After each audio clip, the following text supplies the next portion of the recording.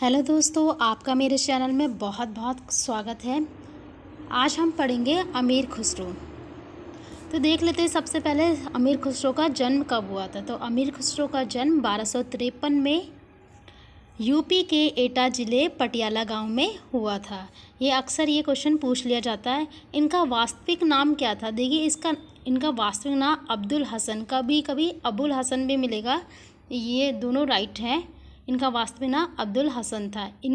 ये किसके शिष्य थे? तो ये निज़ामुद्दीन औलिया के शिष्य थे।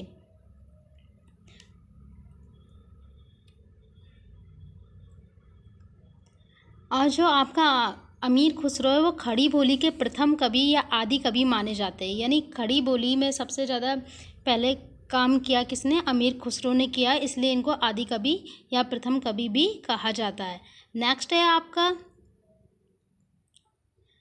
खुसरो ने पहेलियों, मुकरियों, दो सुखाना, ढकोसलों की रचना की और इनने नजराना ए हिंद और हालत ए कन्हैया की भी रचना की। यानी खुसरो ने बहुत सारी पहेलियाँ लिखी, मुकरियाँ लिखी और ये ढकोसले ये सब लिखे। ठीक है, तो खुसरो ने ये सब रचना की थी। फिर आता है आपका खलिक वारी नाम से इनने फ़ारसी में हिंदी कोश लिखा। हिंदी कोश जानते हो आप कि हिंदी का कोश इनने किस नाम से लिखा था? खलिक वारी नाम से फ़ारसी भाषा में लिखा था। इन्हें तोते हिंद कहा गया।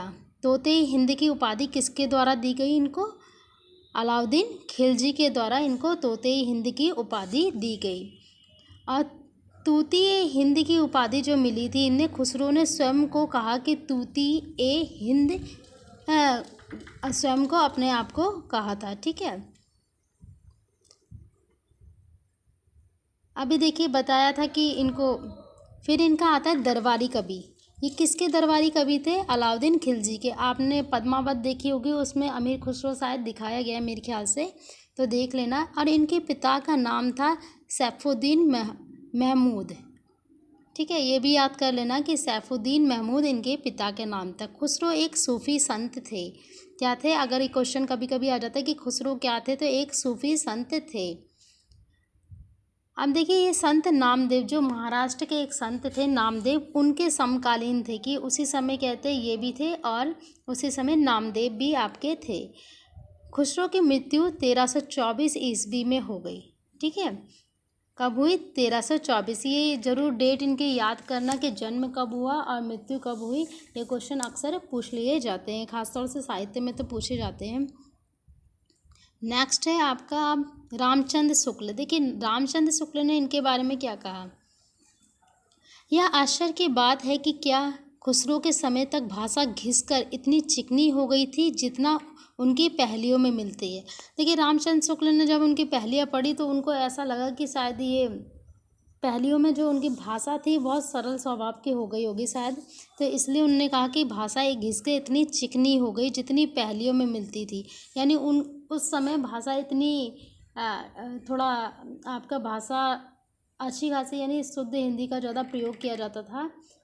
तो इनकी जो पहेलियाँ थी वो बहुत ज़्यादा नॉर्मल टाइप की, यानी अच्छी तो थी लेकिन बहुत यानी वैसी हिंदी में लिखी गई थी, तो शायद इसी कारण रामचंद्र शुक्ल ने ऐसा कहा होगा। अब आता है आपका गोरी शोभे सेज पर मुख पर डारी केस। ये जो आपका ये दोहा टाइप का है वो किसकी मृत्यु पे लिखा? निज़ामुद्दीन औलिया के जब की मृत्यु हो गई थी तो अमीर खुसरो ने ये दोहा उनके ऊपर बोला था। गोरी शोभे सेज पे मुख पे डारी केस। फिर आपका नेक्स्ट है सखी पिया को जो मैं ना देखूं तो कैसे काट अंधेरी रतियाँ। ठीक है, ये वाला जो आपका कहते हैं ये है, आप ये अक्सर देख के चलना क्योंकि ये आपके क्वेश्चन आते रहते हैं पेपर में। ये आपका किसने कहा था? अमीर खुसरो ने कहा था। नेक्स्ट है आपका मोरा जुबना नवेलरा भयो है गुलाल कैसे गर्दीनी कस मोरी माल। ये किसने कहा है? अमीर खुसरो ने कहा है। ये वाला क्वेश्चन भी आपका आ चुका है। सुनी सेज डरावन लागे बिरहा अगिन मोही डस डस जाए। तो ये वाले भी आपकी पंक्ति किसने कही है? अमीर खुसरो ने कही है। तो इन पंक्तियों को देख के चलना। अगर आपको मेरे वीडियो अच्छी लगती है तो लाइक करिए, सब्सक्राइब करिए एंड शेयर करिए।